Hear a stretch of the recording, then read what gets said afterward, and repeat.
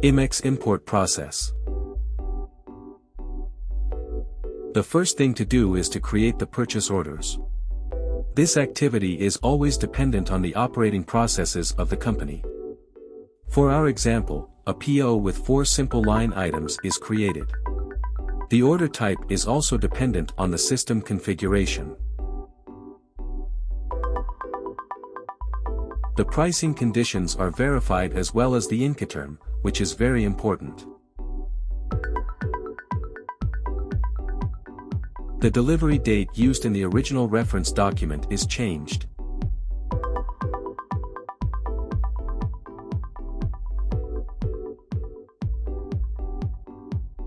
And last, if desired, the inbound delivery confirmation flag can be taken out.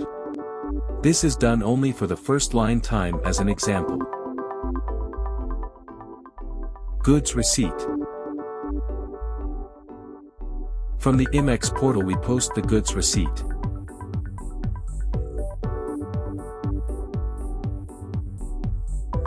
The PO number is copied, or we choose it from our document list.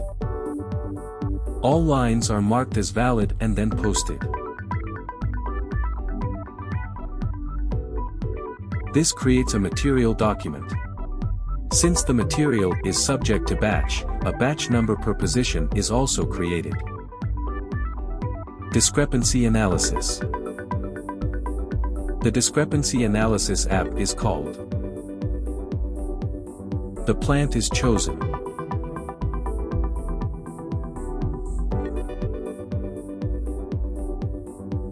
We notice that there is a message showing that no pedimento number was assigned. This is because the process that updates the import data has not been run yet.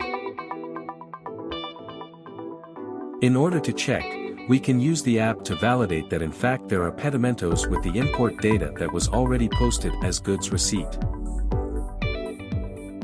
We enter in the analytical report of line items of pedimentos, partidas. We know that we are looking for a pedimento of temporary goods imports and that its date is March 13th.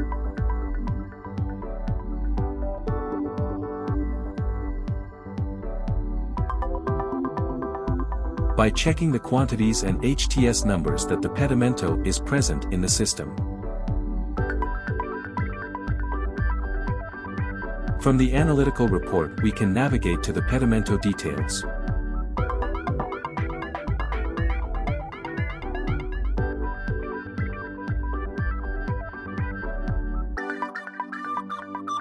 After executing the analysis of the goods receipt in the system and the pedimentos extracted from ViewSum, we come back to validate the discrepancies for the current month in IMMEX portal. We can see how now that the assigned pedimento is visible and that there are no errors in the line item. Stock validation and monitoring. The first analysis can be carried out from the finished product. Since the finished good is known, we can see the plant stock for the analyzed period. We display the option for the finished product in order to choose one of the options offered. Upon clicking on it or hitting enter, we are notified that the finished product BOM is recorded. The components will be automatically completed in the material filter. The IMMEX plant is chosen. The report is executed, and the result is the stock of the imported products for the defined default period, in this case the month of March. The result can be displayed in full screen mode and we can change the layout to feed our needs. For instance, we can take out the material grouping to see the detailed list. Next, we will analyze the days the stock has been in our plant. This is a main factor to consider in IMMEX to avoid sanctions and fines. We enter the stock planning app, select the plant and execute the report for the month of March. The result shows the stock received. This import type has been configured for a maximum stay of 90 days. So, it is shown in green that there are 90 days left to re-export the imported components or execute other types of goods issue. After selecting a batch, we can see more information related to the material, like the total stock and the plant stock by batch.